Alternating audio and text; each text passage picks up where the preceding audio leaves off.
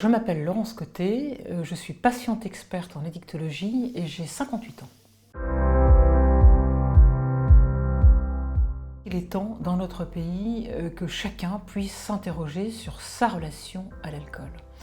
Alors nous avons été plusieurs à réfléchir pour la mise en place d'un format qui puisse être entendu et accepté par les 66 millions de Français. C'est devenu le janvier sobre, c'est une invitation. C'est en aucun cas une obligation. Si vous ne le sentez pas, c'est pas la peine. Il faut vraiment que ce soit vous qui décidiez de vous lancer dans cette aventure. C'est en plus une aventure collective. Il y a un vrai engouement collectif qui fait que l'on est entraîné par d'autres. Et donc ça facilite les jours d'abstinence ou de réduction d'alcool. Vous vous fixez votre propre défi.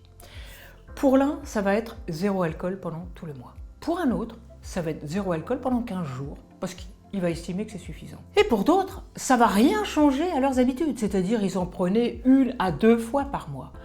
Chacun se fixe donc son défi. C'est donc une belle opportunité qui s'offre à vous pour vous interroger sur votre mode de consommation d'alcool.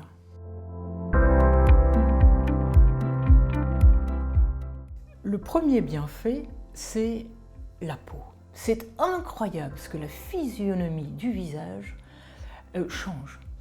Elle devient beaucoup plus claire, moins cernée, moins ridée.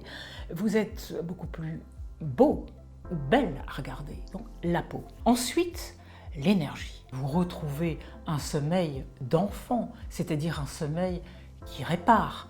Donc le matin, vous vous levez, vous n'avez plus cette gueule de bois. Ensuite, le poids. C'est incroyable, mais il faut le savoir, l'alcool, c'est bourré de sucre. Donc c'est bourré de calories. On pense toujours qu'on grossit à cause des aliments. Eh bien non. Questionnez-vous sur vos quantités d'alcool bu. Eh bien vous êtes vite à 1000-1500 calories sans même le savoir. Donc, on maigrit. Ensuite, le porte-monnaie. Parce que ça coûte cher, c'est comme le tabac, quand on fait la somme, surtout quand on a tendance à boire dans des lieux publics et à toile à tourner.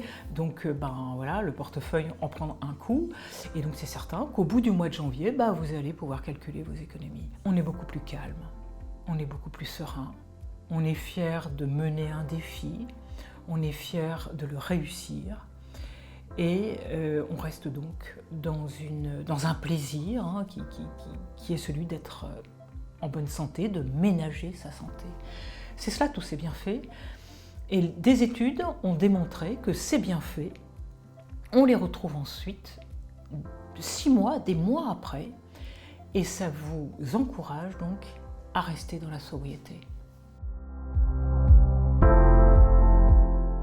Maximum 2 verres par jour et pas tous les jours, c'est-à-dire maximum 10 verres par semaine, et donc je respecte 2 jours d'abstinence par semaine.